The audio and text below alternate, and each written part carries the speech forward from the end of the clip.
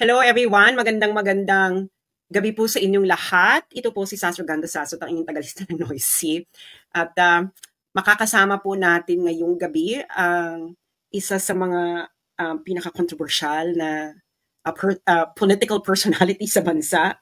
At siya ay walang iba kundi si Attorney Rowena Guanzon, ating makakasama. Pero bago ang lahat, pakishare muna ang ating live. Wala po tayo sa YouTube dahil hindi ko po ginagamit ang YouTube at hindi ko na po ma-access ang aking account. At pakishare na lang po muna ito para maraming makaalam sa napakainit na issue ngayon na kinasasangkutan ng party list nina Attorney Rowena Guanzon at ni House Speaker Martin Romualdez. Para malaman natin ang buong detalye, ayan na, nandito na si Attorney Rowena Guanzon. Magandang gabi po sa inyo, Attorney Guanzon.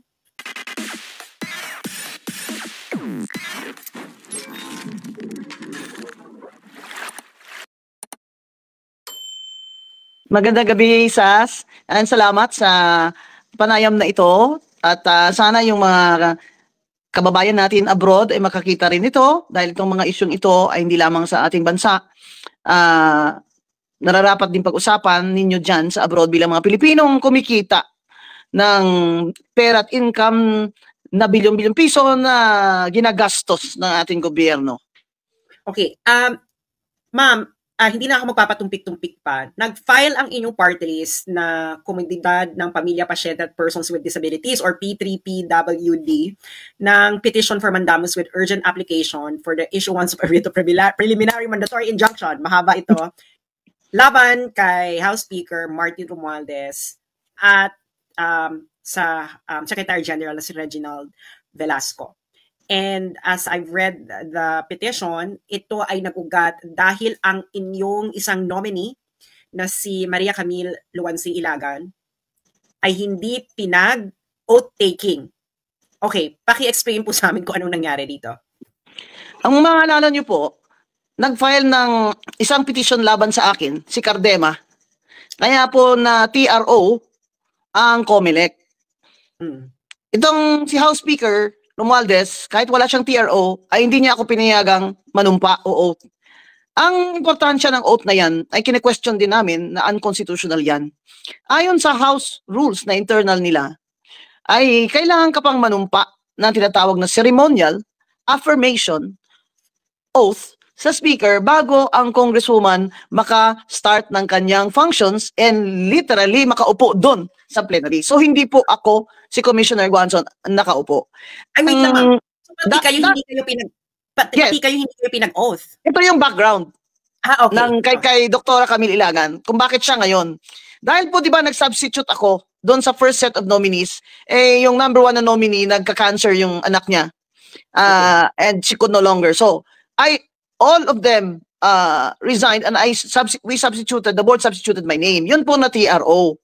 So hindi po ako nakaupo ng 2.5 years. Finally, the Supreme Court issued a ruling in December na si Attorney Guanzon, dahil dating commissioner ng COMELEC, ay hindi makakaupo na substitute.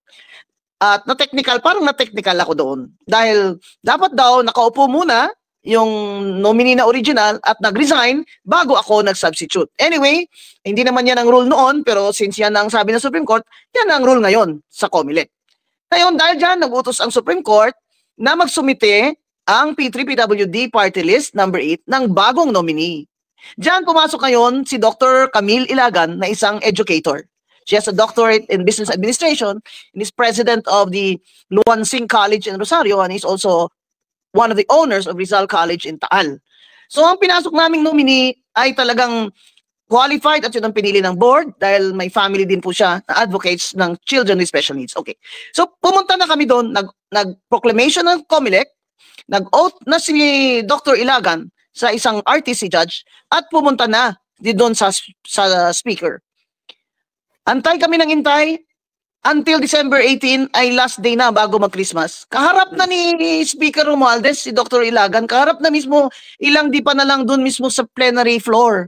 Dahil pinaupo naman siya doon ng isang USEC. Pero at alam ni Romualdez na nandun siya. Pero before that, sinabi niyang ayaw niyang ipa-oath si Luwansing ni Dr. Camille Ilagan kung si Attorney Guanzon ay nandyan pa sa P3PWD. Favorite talaga ako dito ni Romualdez.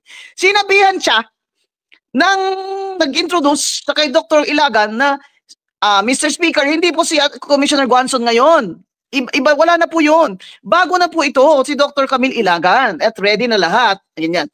Ayaw pa rin niya. So, nandun sa plenary, nakaupo, kaharap sila, ilang di pa na lang na-adjourn ng Christmas na hindi naka-oath si Dr. Ilagan at umuwi kaming luhaan. Yan. Pero ang totoo talaga dyan, hina-hide and seek kami ng Secretary General. Kaya hanggang nagsara na lang ang session, ay hindi pa rin na-oath si Dr. Camille Ilagan. Kaya nagpunta na kami sa Supreme Court on a petition for mandamus to order the Speaker to administer her oath. Okay, sa Attorney Guanzon, ito lang hindi sa amin malinaw.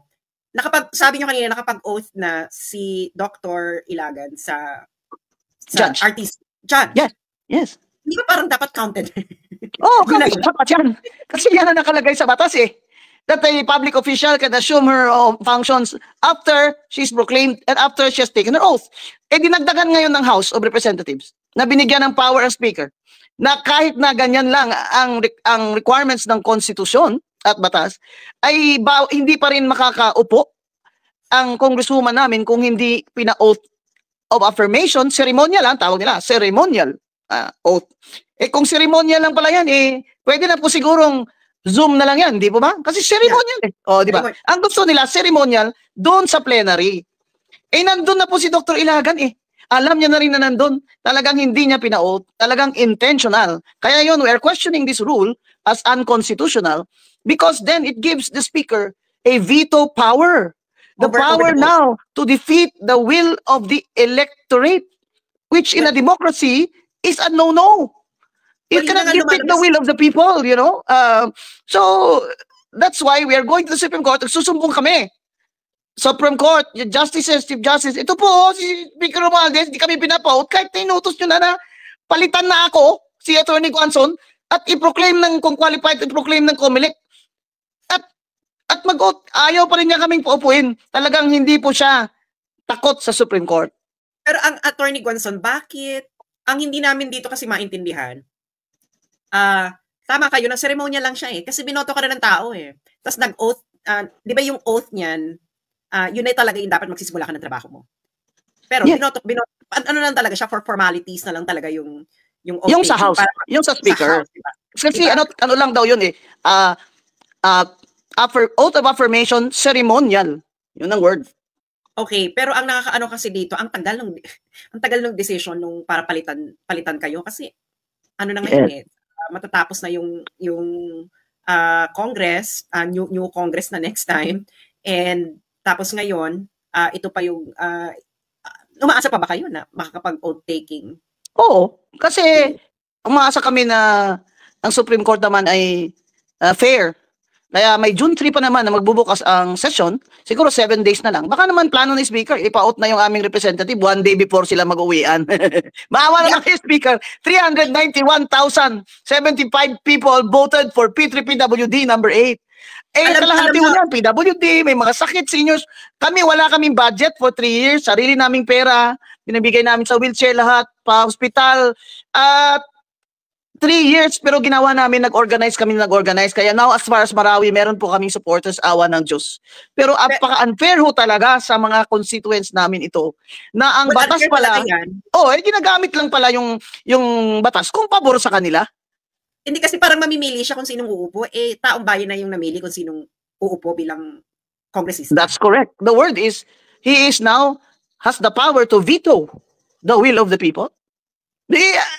Ano ito, utok, ano ito, hari ba ang nag-govern sa Pilipinas o demokrasya ba ito o ano, may hari ba? Kasi yung hari, isang sabi niya lang, hindi, wala na yan, cancel na yan, delete na yan. Hindi naman po, demokrasya po ito. Kaya yun pong aming petition, we are still hopeful.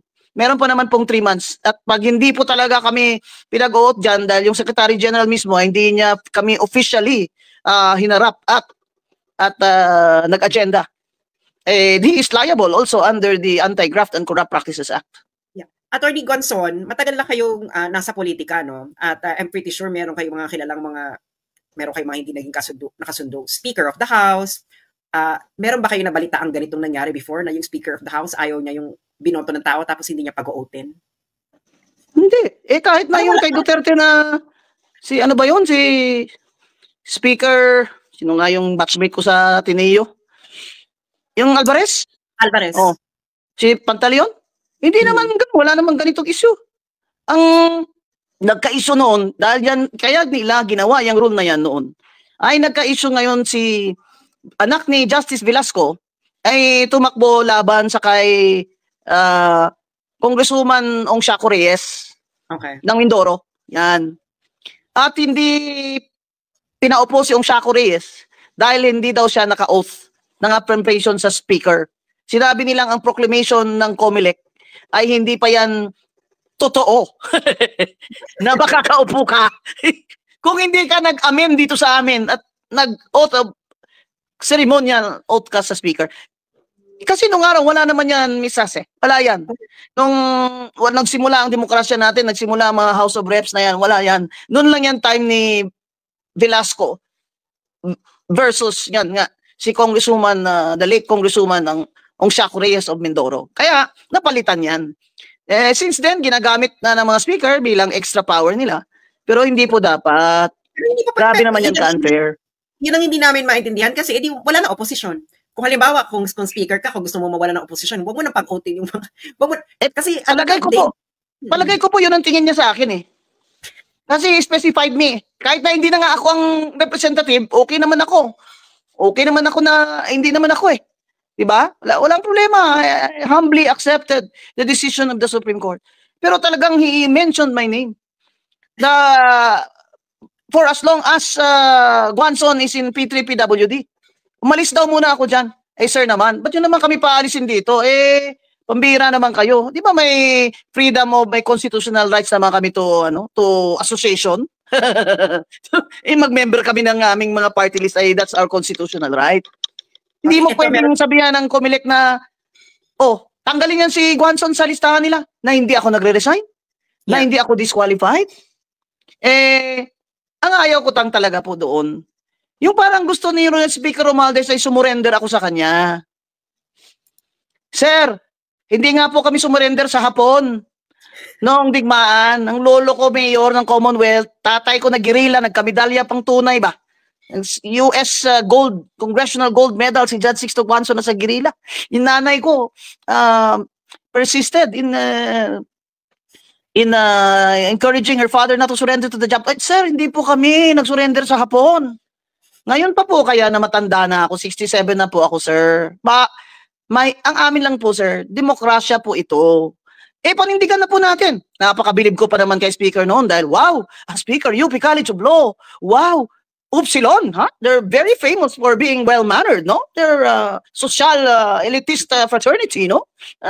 Hindi nga kami magka-brad at sis, pero UP College of Law, hangang-hanga ako sa kanya. Misas, nag-meet pa kami doon sa lunch ng mga, hindi ba, tagalit sa akin yung mga kakamping. Ba't daw ako may picture kasama si Romualdez at si Sandro? Malay ko, nakaupo lang naman lola nyo. Doon sila sa likod ko pa-picture. Nagalit yung mga kakamping, ha?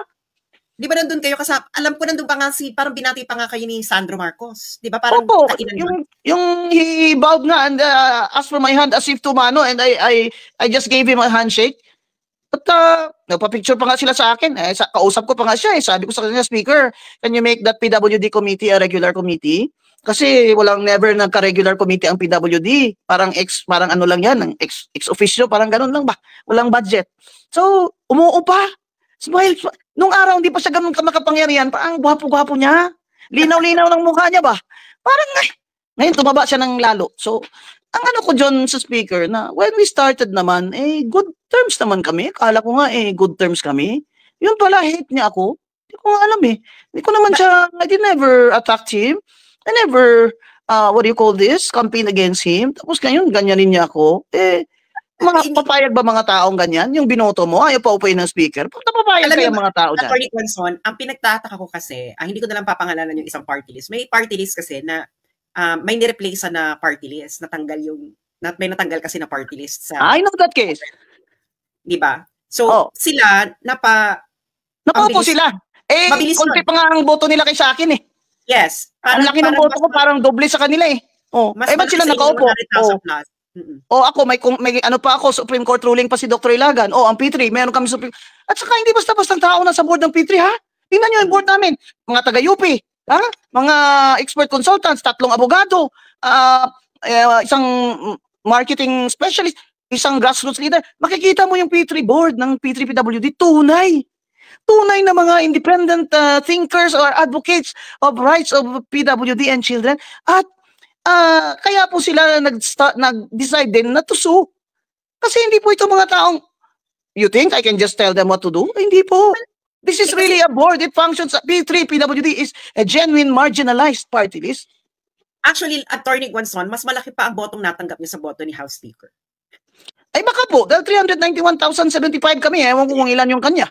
Maliit lang. Ngayon may tingog siya. 3 seats siya. May tingog siya. Pero naman maka 3 seats. Hindi ka ba naman naka 3 seats yan? Hina mo na talaga. Sa dami naman ng perang kontrolado nila, di ba? Ngayon may iba pa. Marami silang pinifield na party list. Yan, example lang ha. Example lang ito ha. Tamaan, wag magalit. BBM. Halata ba? BBM, yung mga minero. Sino ba nasa mining industry? Di ba sila? Yung mga pinafunding nila ng mga party list, yung AKAP na yan. Yung AKAP na yan, kaya kami tutol dyan. Dapat kung meron yan, unahin nyo kami mga PWD seniors at may mga sakit. Hindi yung political nyo na mga tao dyan, ang nauna dyan sa akap-akap nyo. Yun lang naman ang kaya kami, tutol kami, that's indirect vote buying. Attorney Guanzon, may nagtatanong dito, hindi kaya dahil daw baka kayo hindi pinaupo ay dahil doon sa naging desisyon nyo noon, nung tumakbo si BBM bilang Pangulo. Di ba nung nasa comedy kayo, nag-release kayo ng... Ay, opo. Totoo naman abot na nga kami sa husgado niyan di ba? Na in my opinion, DQ siya, di ba? Kaso may nakialam nga May nakialam na politiko doon sa isang commissioner which I divulged to the public into interviews. Tapos sinabla nila ako ngayon. Graph daw yon. May graph ni isang kusing, wala ako nakuha doon. Baka kayo. Kaya nga ako nag-disclose doon Kasi sinasabi ko, this is corruption.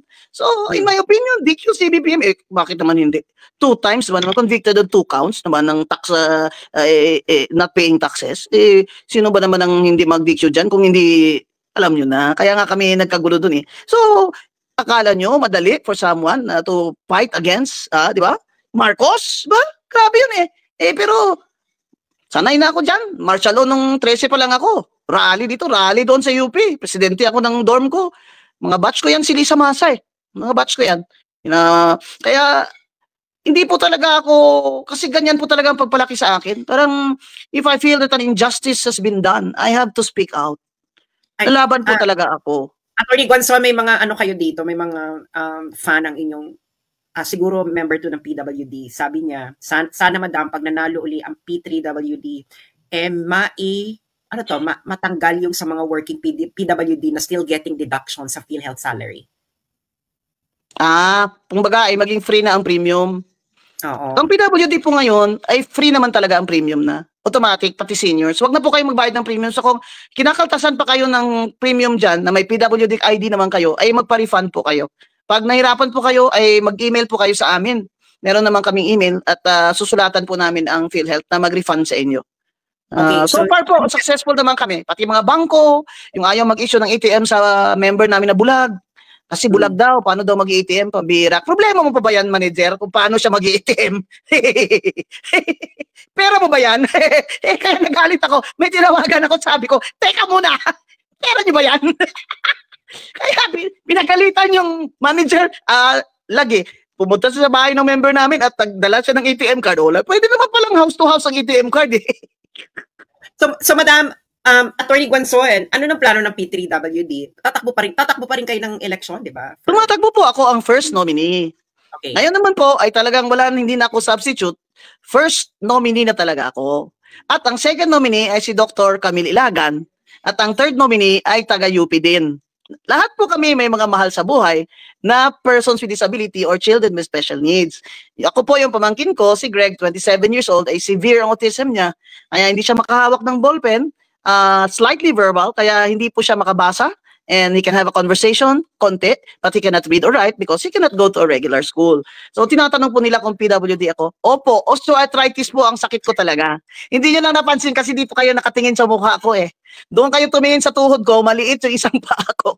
At sa mga airport ay nagwi-wheelchair po ako dahil sa kalayuan. Kaya, tunay po talaga itong P3PWD na marginalized sector. Kaya tulungan niyo po kami dahil kalahati po ng boto namin ay galing po sa mga taong hindi PWD. Yun pong naniniwala na kailangan matulungan sila at naniniwala sa akin na ipaglalaban ko po ang karapatan ng mga Pilipino, lalo na ng PWD at mga matatanda. Ang duda ko po talaga itong impeachment na ito. Ayoko talaga pumunta dyan eh. Pero tinatanong nyo, ako ang first nominee? Opo. Maawa na po. Alam nyo ba, may isang tao ako nakita sa isang restaurant sa Clark. Biglang pumunta sa akin na pa-picture. Sabi niya, attorney, hindi man ako bumoto sa'yo noon. Ngayon boboto na ako sa'yo. Kasi naawan ako sa'yo. Dapat maupo ka na. Naawan na sa akin. Maupo na daw ako. Itong Attorney Guanzon, kasi maraming hindi nakakaalam dito sa P3PWD. Actually, hindi ko nga ito alam. Pero ang nakagulat dito, kasi tiningnan ko yung boto nyo mas malaki pa talaga yung boto nyo kaysa dun sa mga ibang nakaupong party list. Opo, totoo po yan. Kaya ayoko lang naman sabihin na bakit kayo ganyan, Speaker? Dahil ba ito sa impeachment? Bakit? Alam mo ba kung ano ang boto namin? Dr. Ilagan is a doctorate, no? It's an expert in education. Businesswoman. You think that Attorney Guanzon can tell her what to do? She's a trustee, highly educated. She has her own mind. And the decisions of the P3 board, talaga pong nagmi-meeting kami. Hindi lang po ako. Hindi po totoo yan na kung anong boto ko, ayun po ang iboboto. Hindi ko po yan puppet. Kaya po yan pinili namin ng highly educated para makita nila na she's reasonable. But she carries the P3PWD party. She will vote according to the board's decision. Problema po kay Speaker, palagay ko may nagtsutsuriwap sa kanya na ako'y anti-BBM pa rin. Alam nyo, simula na si BBM nag-stand against China, like ko na siya.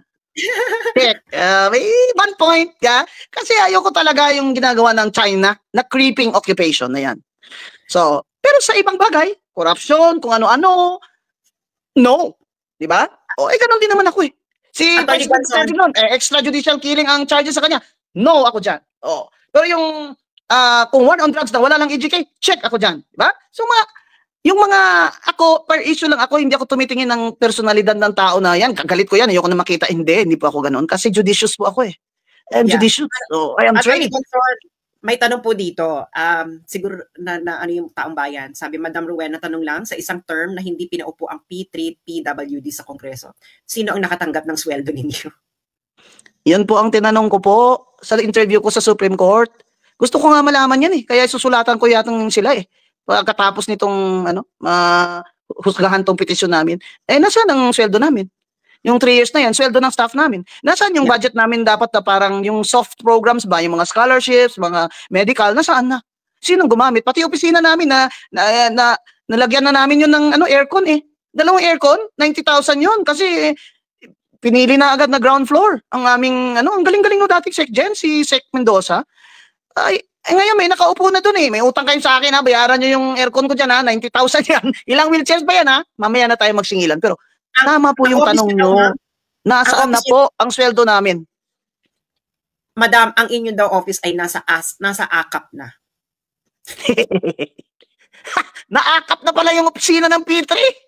Naakap. So ayun, baka may nagtatanong dito, ma'am. Baka kaya hindi kayo pinaupo dahil noisy kayo. Na pag makita niyo daw ang mga anomalya sa mga budgeting, magsalita kayo. Abay, siyempre. Pambira na ba kayong lola nyo eh? Gusto nyo busalan? Nagsalita nga sa katedral na DQ si BBM sa opinion ko eh. Ngayon pa ako, matanda na ako, ngayon pa ako matakot na naku, baka wala akong funds. Makapag hindi ako pumirma sa impeachment, mawalan ako ng pork barrel. Hindi po dapat ganyan ang tingin nyo sa kongresista nyo. Dapat po ang kongresista nyo ay ideal, honest, at may integridad at may prinsipyo. Ayun, ayaw nila ako. Kasi totoo yan.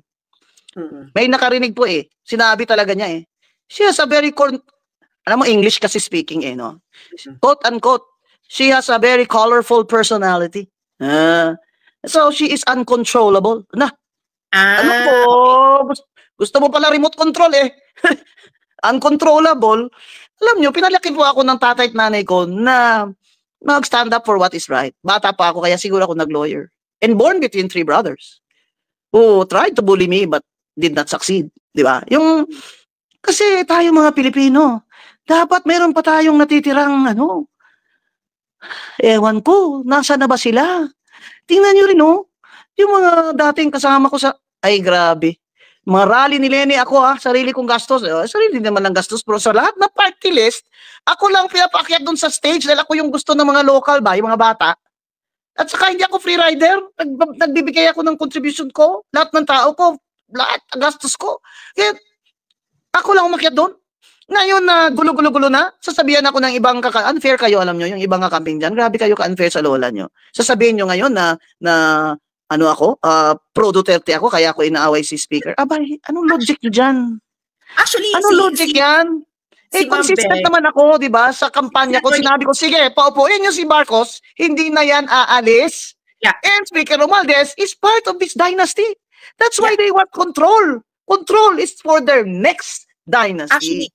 Actually, si Attorney Guanzon, yung consistent talaga siya mula noon hanggang ngayon. Hindi naman siya naging pro-digong pero tama si Attorney Weng dyan. Very nag-issue by issue siya. Kasi naalala niyo yung nung commissioner pa si Attorney Guanzon ng COMELEC noong 2016, yung ENYE issue. 'Di ba? Si Attorney Guanzon noon identified siya dati sa LP pero nagsalita siya tungkol dun sa ENYE issue, yung may pumasok na, 'di ba, may pumasok na ng Smartmatic na ni-raise niyo yung issue na yon. So ano talaga siya? Actually, okay nga kay Attorney Guanzon si Amy. Sabi niya nga noon, si Amy daw.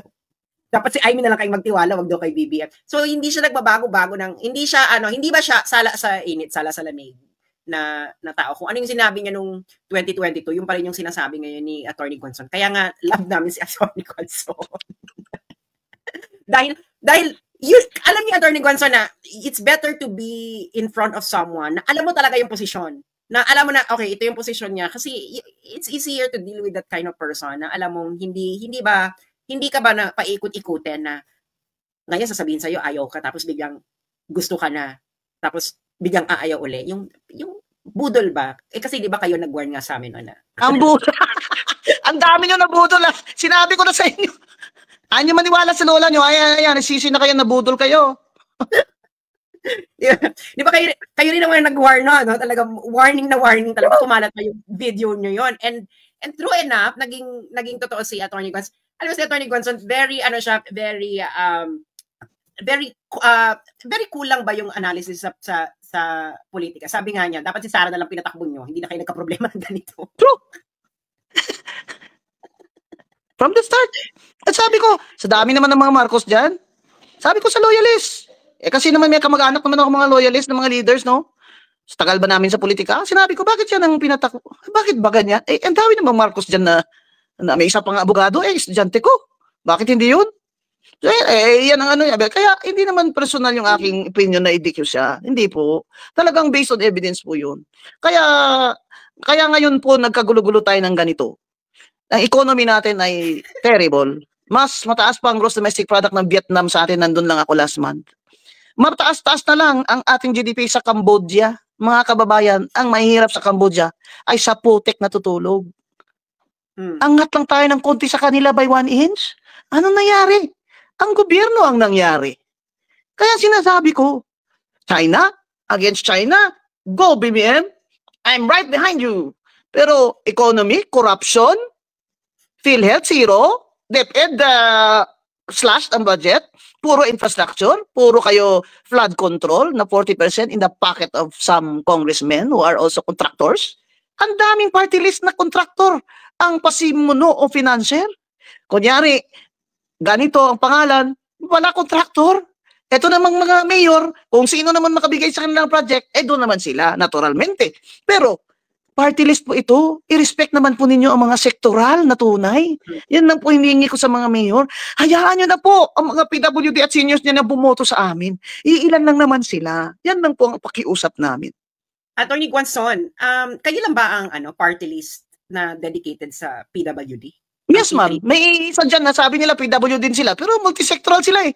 Kami talaga nakasiro kami doon sa PWD, seniors, families of this PWD, patients, yung mga malubhang sakit like cancer, PWD po kayo pag may cancer kayo, o kaya ay HIV AIDS, o kaya ay autoimmune diseases, PWD po kayo. Nakafocus lang po kami doon. Yung iba po, multisectoral sila kasi sagol-sagol ba, halo-halo para shotgun style yung kampanya nila. Abay, lahat na lang gusto nyo inyo eh. Pero kasi vote buying ang strategy nila, kami hindi, ma'am, hindi.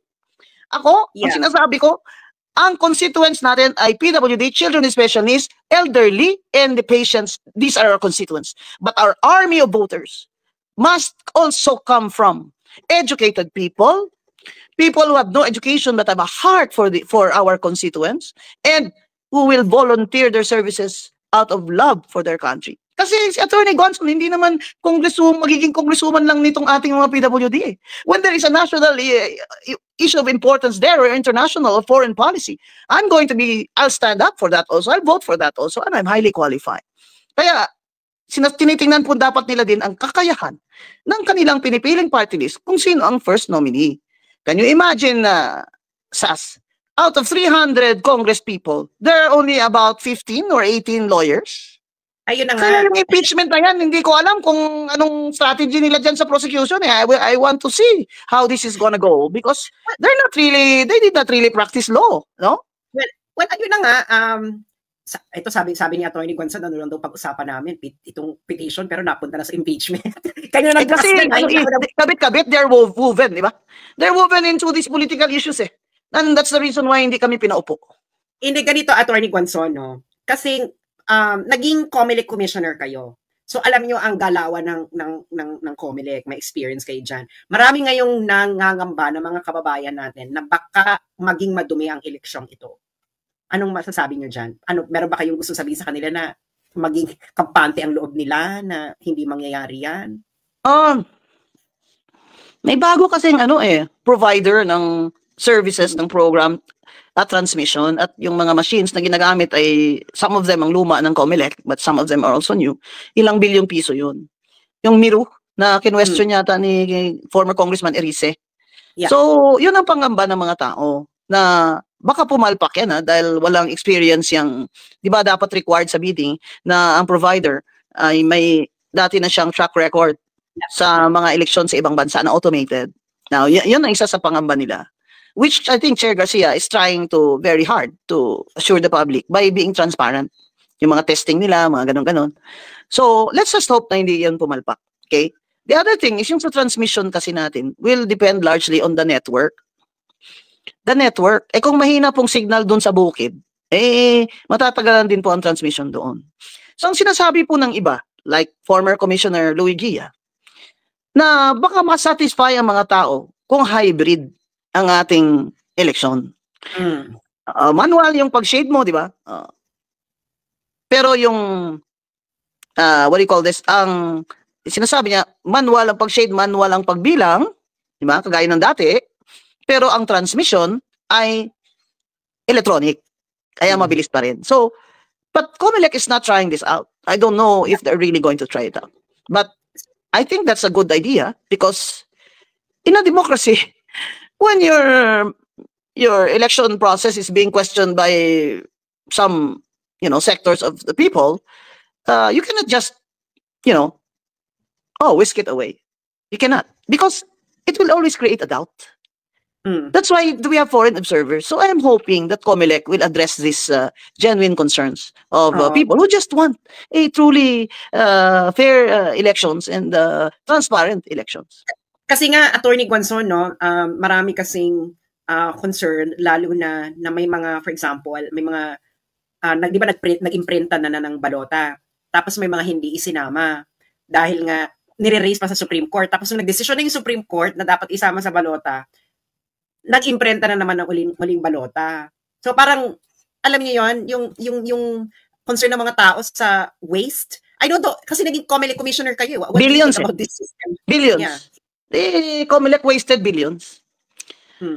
Because they were in a hurry to complete the ballots. Because, it takes a lot of time to check the ballots, print the ballots, and then the overseas ballots, they have to be put in envelopes and then sent to the embassies. No?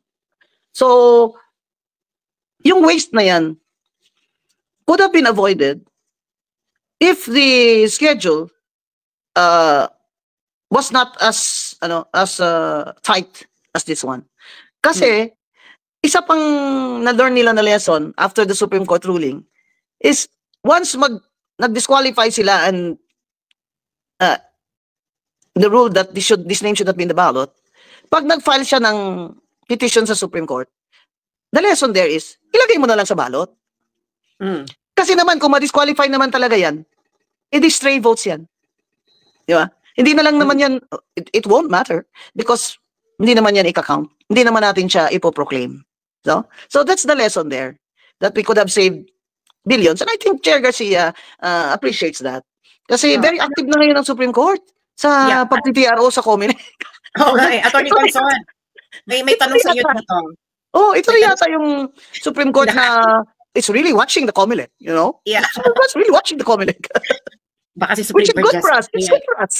Baka si Supreme Court Justice Marvick Leonen yan. Ito, Attorney Conson, sabi ni Jim, may tanong siya, I think related dito sa experience niyo bilang COMELEC Commissioner. Attorney, what are your thoughts on the pilot implementation of online voting for overseas Filipinos? When I was the chair for overseas voting, I had a meeting with Ambassador Romualdez about this. And because he was very interested in this new development. So we were studying it, and it's possible. In fact, we tested it during my term, I think, or after. It's really possible because online voting is really possible, but as long as the safeguards and the redundancy procedures are there to ensure no hacking and no fraudulent ballots. Kasi, for example po, maraming hindi nakakaboto na nakasakay sa barko. Kasi ang rule noon, padalahan ka ng balota, ifa-fax mo pa doon sa embassy, ang layo naman noon, di ba? Pero kung may online lang siya, naka-register siya doon, pwede naman, can transmit her votes, which is what COMELEC is now doing. So it's good because, our overseas voters, they're the backbone of our economy. They're the ones who earn billions and billions of pesos that keep the Philippine economy afloat. Kaya po income tax zero sila. Wala silang binabayarang income tax. Tama po yan. Kasi sila naman talaga nagdadala ng pera. Pero dapat ngayon kina-question nila, saan pumupunta ang perang pinapadala namin dyan? Na ginagamit lang ng gobyerno sa korupsyon. Dapat nagtatanong din sila niyan. So, go ako dyan sa online voting. And I think the COMELEC has tested it na may safeguards sila and redundancies.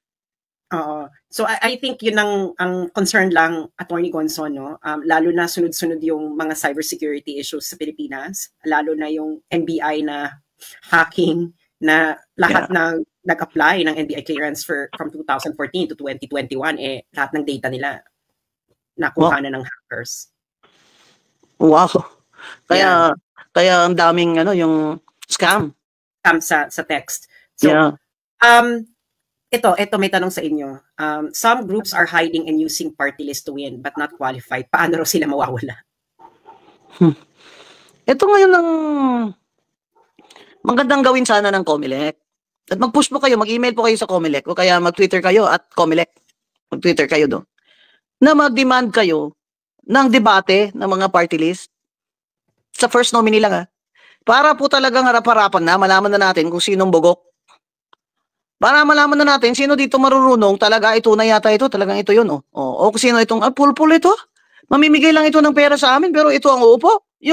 Dapat may ganun na ang COMELEC. I think they're also trying to figure that out kasi nga ang dami din naman namin ng party list. No? The other thing that you can do is kung tingin mo talaga hindi yan siya qualified, for example lang dual citizen siya. Filipino siya pero sa totoo lang ay is holding a British Australian passport, di ba? So pwede po ninyong questionin yan.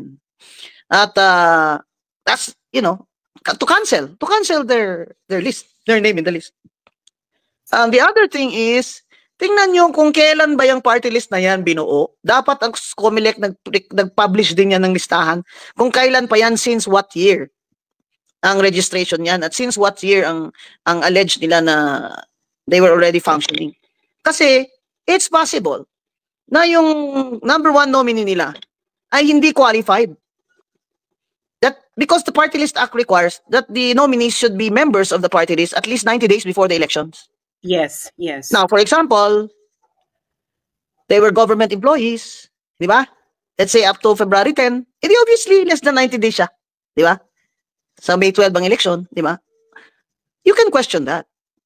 Or, ginawa yan sa amin na naman ito, Pasyo Pinailan niya ng cancellation itong si Dr. Ilagan. Sabi niya, hindi daw member namin for at least 90 days. Anong proof mo? Paano mo alam na hindi member? May records ka ba namin? Di ba? Parang, mahirap yata i-prove yan na hindi kami member. Hindi ba? Kasi internal yan sa party. Pero kung talagang, for example, dual citizen, o kaya empleyado yan ng gobyerno, di ba? Up to a certain date, kailangan before 90 days. Kailangan before May 12 ay 90 days before that, nag-member na siya. Pwede nyo i-question yun. Pero magpa-debate na ang COMELEC. Magpa-debate na. Actually daw, dapat magpa-debate na raw sa mga party list, first nominee. Nako. Para mahirapan ata kayo pag kakausapin si Attorney Guanzon. Attorney Guanzon, ito na lang, last na, no? 1 hour na tayo. Kasi marami nagtatanong dito, may mga kamag-anak ata sila mga PWD at sila mismo PWD. Meron ba kayong, saan daw kayo pwedeng makontak ang inyong party list? May mga meron po kaming email, p3pwdofficial@gmail.com. Pwede rin po kayong mag-like sa P3PWD Facebook. We now have around 50,000 followers, and send the admin a direct message. Diyan po kami nagko-conversation sa mga naghihingi ng tulong, naghihingi ng instructions how to go about this, how to go about that. Because we also have volunteer lawyers, no, who help with what they call legal advice, no.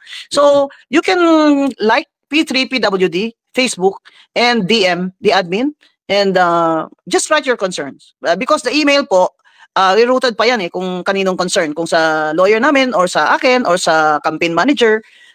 You can just send a direct message to P3PWD Facebook by liking it.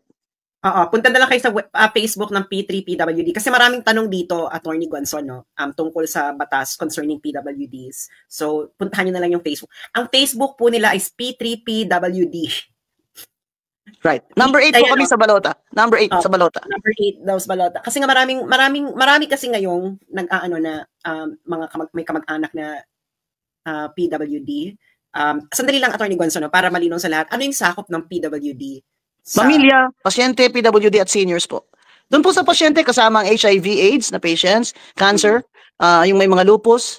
Marami po sa PWD namin ay may invisible disabilities like bipolar disorder, autistic, Down syndrome is visible, but yung mga may mental illness kasama po dyan. Yun po ang aming malawak po ang constituents actually ng P3PWD. Kung titingnan mo talaga. Because there are more than 1 million persons with disability in this country. That includes children with special needs. Hindi pa kasama dun yung may mga cancer, etc. So if they just know that they have a sectoral party list, na si Attorney Guanzon ang representative, baka naman po magka-interest sila to open our page and like P3PWD Facebook number 8. Ma'am, at gusto niyo TikTok, para gusto niyo masaya, you follow me on TikTok, Barda Queen. Doon tayo masaya, Barda Gulan doon Sa Attorney Guanzon, no, ito lang, last na tong question na to. Yung nagda-dialysis ba, PWD rin ba yan? Di ba? Yung mga nagda-dialysis po, either you can go to your DSWD sa city ninyo or City Social Welfare to get your guarantee letters for dialysis. Kasi marami na pong LGU ngayon na mayayaman, sila na mismo nagbabayad ng dialysis nyo. Pero yung tinutulungan po, nung before the prohibition kasi prohibited naman po ngayong kampanya na, ay inuuna po talaga namin mga bata. Yung mga batang may Down syndrome na kailangan ng heart surgery, kasama po sila sa Little Brave Hearts Incorporated. Yun po talaga ang una naming tinulungan ng mga guarantee letters sa hospital, sa heart center. Tapos tatanungin niyo po, paano yan? Hindi ka naman nakaupo. Marami naman po kaibigan si Attorney Guanzon, ng mga senador, ng mga congressman, iba nga party list pa tumutulong. Kaya nahiya naman ho sila sa akin na hindi ako nakaupo, sila nakaupo, voter din naman nila ito sa district nila. Di ba? Abot pa nga kami, hanggang Davao na pasyente. Yung mga kailangan kasi ng surgery dyan sa heart center, minimum ka merong guarantee letter na 50,000. So you can start the surgery ng bata. Ako mismo po pumupunta doon. At pag nakita ko ang mga nanay doon, ay binibigyan namin ng kung ano-ano lang, goods or gatas or pamasahe or alam nyo, siyempre, alam nyo, ang hirap. Ang hirap po talaga ng buhay. Tapos may anak ka pang mag-heart surgery. Kakaiyak po talaga. Alam nyo, kung alam nyo lang kung gaano karaming ganyang bata na nakahiga lang, yun po talaga priority ng P3PWD. Kaya yun po mga dialysis, it's not that expensive. Maybe 1,500. Kaya na po yan ng mayor ninyo. Lalo na po ngayon, tumatakbo sila uli. Kaya pumunta ko kayo sa mayor, dahil itong Malasakit Center, kakatext ko lang sa isang doktor, ang sabi, 0 funds na. Ang Malasakit Anong Center. ginawa nyo dyan sa malaki, mga center dyan? Anong ginawa nyo sa mga pera dyan? Ay, gusto siguro ng mga ito, ay lumuhod ka sa kanila at gingi ng akap? Bakit na 0 na yung Malasakit Center dyan? Importante yun eh. Wala ka talaga. Doktor na nag-text sa akin. We want to inform you na 0 na po ang Malasakit funds, kaya private donors, baka may private donor doon sa pasyente nyo kasi hindi na ako ma-accommodate ng pasyente nyo, attorney. Ayan. Maraming salamat, Attorney Guanzon. 1 hour na tayo and thank you so much. At bisitahin nyo yung Facebook ng P3PWD, Party List number 8 sa Balota, and House Speaker Martin Romualdez. Bakit ganon? Salamat po. Thank you, Attorney Guanzon. This is how the deaf clap their hands. You learn to clap your hands like this. That's how the deaf clap their hands. And say thank you. Thank you po. P3PWD Party List number 8 sa Balota. Thank you. Thank you, Miss Sas.